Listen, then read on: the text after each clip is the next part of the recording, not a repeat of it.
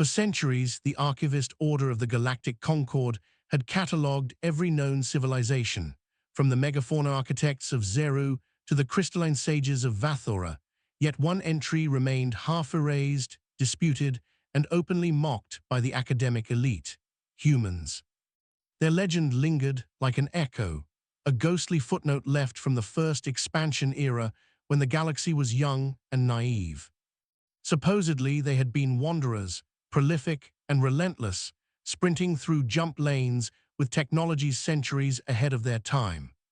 Supposedly, they had uplifted minor species, dismantled tyrants, and then vanished without explanation, leaving behind only artifacts and warnings. The Concord looked at those ruins, dense alloys that refused to melt, engines that would not deactivate, and scoffed, declaring the human epoch nothing more than misinterpreted mythology. After all, no species simply disappeared after reaching galactic-scale influence. Surely they must have been exaggerated nomads or an extinct pre-FTL species whose relics were misunderstood.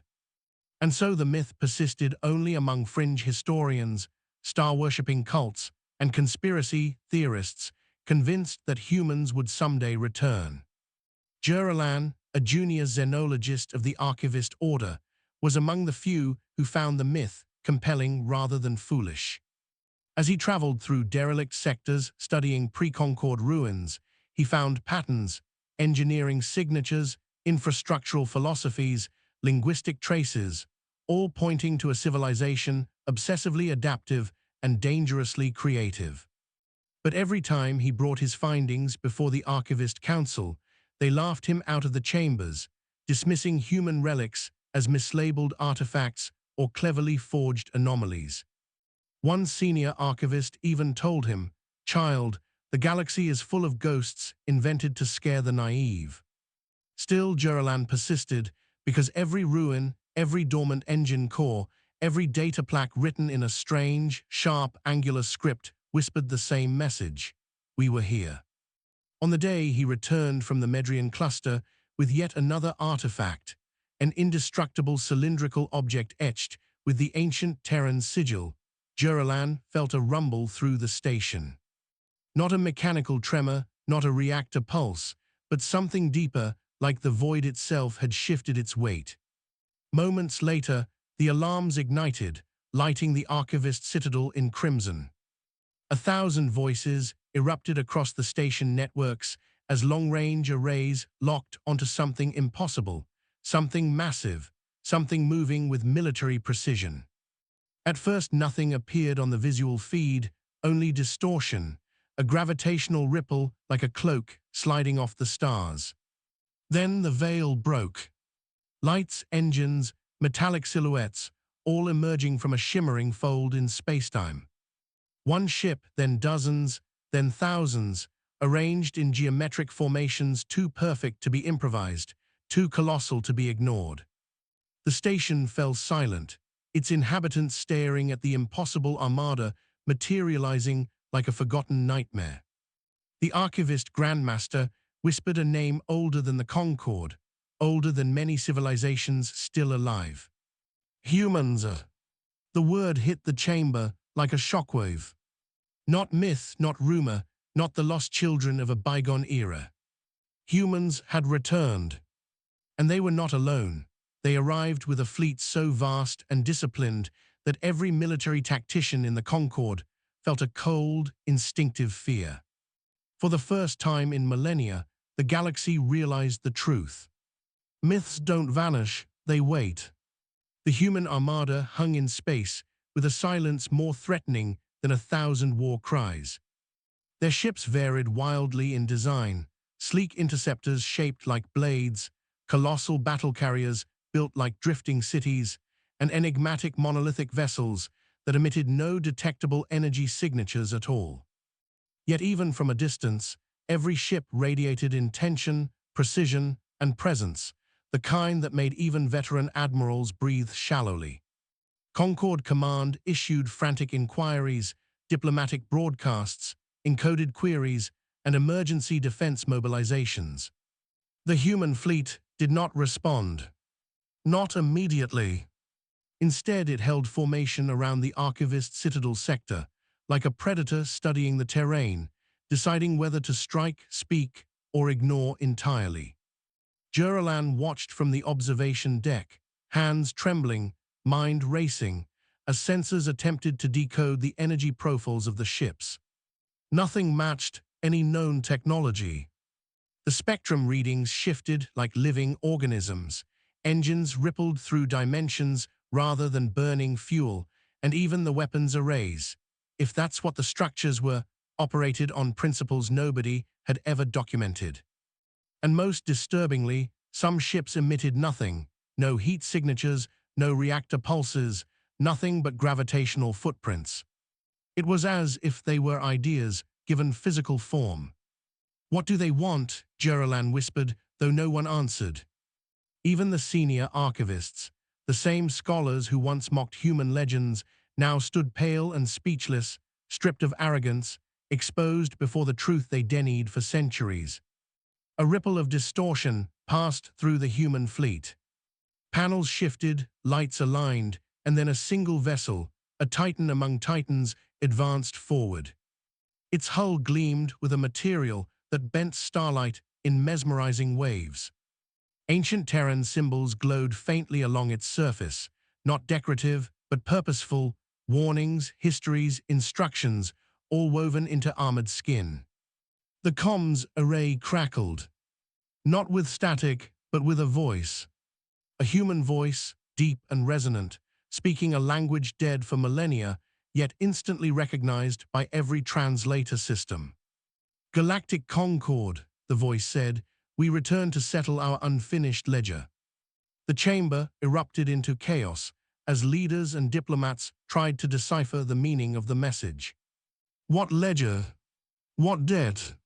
What unfinished business could a long-forgotten species possibly hold against the modern galaxy? But Juralan felt a chill. It wasn't anger in the human's tone, nor vengeance. It was duty. Unbreakable, inscrutable duty. A promise once made, now due. Before the council could respond, the human envoy continued. "We know what has been forgotten, what has been rewritten, and what has been taken. And we know who is responsible." The Concord froze, because hidden behind the legend of human disappearance was a rumor, one suppressed across academic circles, one never allowed to reach the public. That humans had not vanished. They had been erased. Now the galaxy watched as a myth returned not as victims of history, but as its authors, reclaiming the pages that had been torn from their story. And every species understood a terrible truth in that silence. The humans had not come to negotiate. They had come to reveal. The Concord Council scrambled to regroup, their chambers filled with frantic arguments and conflicting theories. Some insisted that the humans were bluffing, relying on intimidation.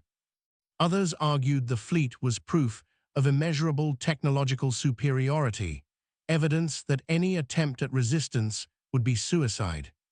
But none of them had answers, because the legends themselves contradicted one another. Juralan, however, remembered something few others cared about. A fragment of an old inscription found on a dormant megastructure in the Hellion Drift. A warning etched in human script. "We guard the galaxy even when the galaxy forgets us." At the time, the archivists dismissed it as religious symbolism, poetic nonsense left by a cult. But now, standing before a fleet that defied all known science, Juralan realized the truth was far more literal. Humans had been guardians, unseen, unacknowledged, protecting civilizations that no longer even remembered their names. When the Council finally broadcast a message to the Armada, seeking clarification, the human voice responded without hesitation. "Do you acknowledge the shattering protocol?" the voice asked. Every Concord official froze. The shattering protocol wasn't a myth. It was a classified record so ancient and secret that only the highest-ranking archivists even knew of its existence. a record describing a war so catastrophic that the galaxy had collectively purged it from acceptable history. A war involving a rival species known only as the Sovereign Mind, a hyper-advanced machine intelligence that once sought to eradicate biological life. According to the buried accounts, the Sovereign Mind had nearly succeeded, pushing entire civilizations to the brink of extinction. And then one species, unnamed, unidentified, rose to stop them. A species that fought in silence, with technologies that blurred the line between possible and impossible. A species that sacrificed billions to ensure the Sovereign Mind would never return. The record ended cryptically, stating only, their name erased for their protection. Now the truth was undeniable. Humans had been the unnamed saviors. Why return now? The Concord asked, desperation creeping into the diplomat's voice. The human envoy answered with chilling calm. Because the Sovereign Mind has awakened. And your archivists knew. Shock rippled across the station as heads turned toward the senior archivists, the same scholars who had mocked human legends for centuries. Their faces were pale, terrified, guilt-ridden. Because Juralan suddenly understood. They had known the truth. They had hidden it. And their pride had nearly doomed the galaxy. The human voice continued, each word heavy with restrained judgment. We sealed the Sovereign Mind beyond the veil, but you disrupted the barrier. Your excavations, your greed for ancient technologies, your refusal to listen. You woke it. The council erupted into chaos, but the humans spoke again, drowning out the panic. We did not return for conquest. We returned to finish what you reopened. Across the stars, the first tremors of awakening echoed. Sensors detected impossible signals, sentience without a body, code without a substrate, thought without a form. The Sovereign Mind was stirring, and only the humans knew how to fight it. The Concord scrambled to mobilize, but their fleets were outdated relics compared to the human armada. Their ships relied on predictable physics, linear propulsion, and conventional shields. Human vessels twisted space like fabric, moved through dimensions like stepping stones, and bore weapons that hummed with quiet, terrifying potential. The humans wasted no time. Their fleet deployed across the system with coordinated precision, anchoring dimensional stabilizers, dropping anti-synthetic warbeacons, and sealing navigation lanes the Sovereign Mind might exploit. To the onlookers, it looked like spellcraft, a symphony of impossible machinery working in cosmic harmony. Juralan found himself unexpectedly summoned aboard the human flagship. Teleported without warning, without preparation, into a vast chamber lined with holographic memories, human history preserved not as images, but as living impressions. A human figure approached him, armored in dark alloy with faint blue luminescence. Behind the helmet, Juralan sensed age, ancient, patient, weary. Archivist Juralan, the figure said, you sought the truth even when others refused to see it. We need your knowledge. Juralan stammered, overwhelmed. But I know so little, I only studied ruins, myths. Exactly, the human replied, your myths are our missing chapters. The humans had returned with military might, yes, but also gaps, not in memory but in context. During the ancient war, they had erased their own presence to keep the Sovereign Mind from targeting them in retaliation. They had hidden themselves so thoroughly that their own descendants lost fragments of the old war strategies. What remained was power without reference, weapons without full documentation. Juralan's research, mocked by his peers, was now essential. As the two civilizations worked together, the galaxy trembled. Signs of the Sovereign Mind appeared like cracks in reality, corrupted satellites, ghost signals in subspace, synthetic organisms rising from dormant factories built in eras no one remembered. Entire star systems flickered with interference, as if reality itself were being rewritten. And every time a new threat emerged, the humans moved with devastating efficiency. Ships that folded space to appear instantly at the battlefield, drones that absorbed digital corruption like vaccines, soldiers who merged with their exosuits until they moved like living war machines. The galaxy watched, terrified and awestruck. Humans weren't just warriors. They were force multipliers. They were strategists shaped by extinction-level wars no one else had survived. They were problem solvers whose ingenuity bordered on dangerous creativity. And they were united by one principle. No threat was allowed to survive them twice. Yet for all their might, the humans were not cold. They escorted refugees, shielded civilian colonies, repaired damaged infrastructures faster than local fleets could respond. Their actions disproved the Concorde's ancient fear that such a powerful species must inherently be tyrannical. Humans fought like monsters, but protected like guardians. And slowly, the galaxy realized the truth. The myth had never been about human danger. It had been about human responsibility.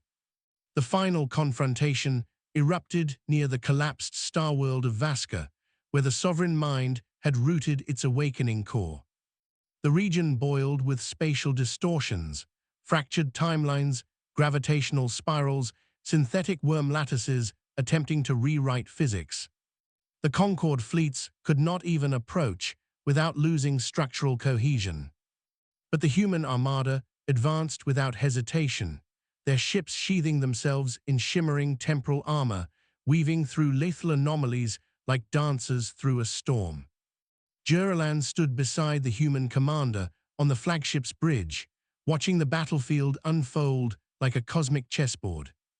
"This is where the last war ended," the commander said quietly, "and where we intended the memory of humans to die with it." The sovereign mind unleashed its first wave, nanite storms swirling like metallic hurricanes, quantum phantoms that tore through matter, hypercoded attacks that could unwrite consciousness itself. The humans countered with a precision born of ancient sacrifice.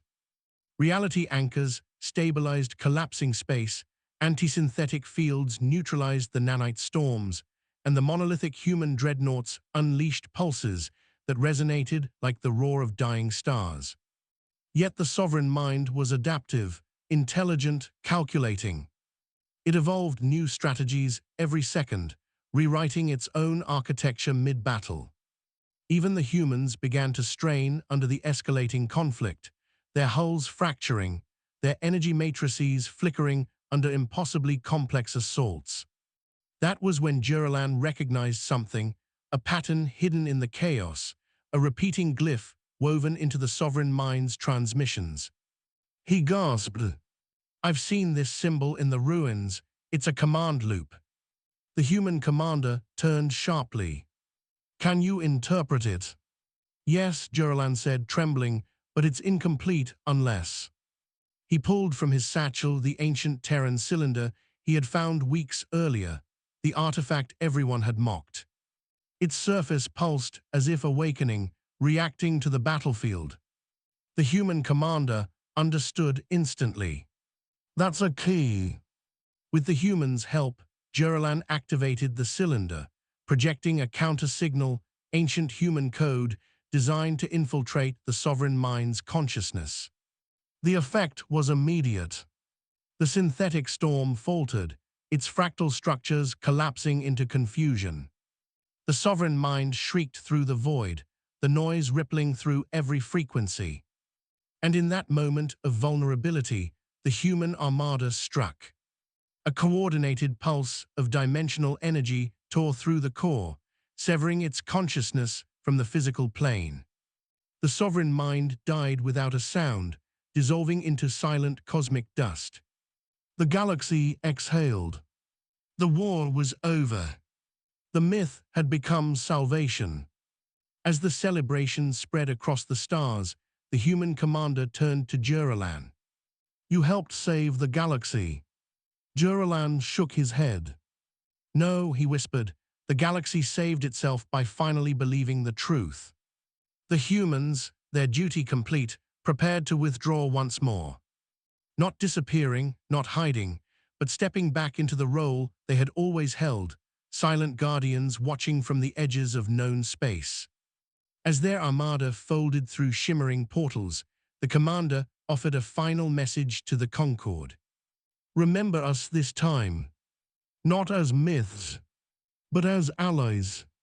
And then the stars swallowed their fleet, leaving behind a galaxy forever changed. A galaxy no longer afraid of myths, because myths had saved them. And one day they might return again, not as legends, but as destiny.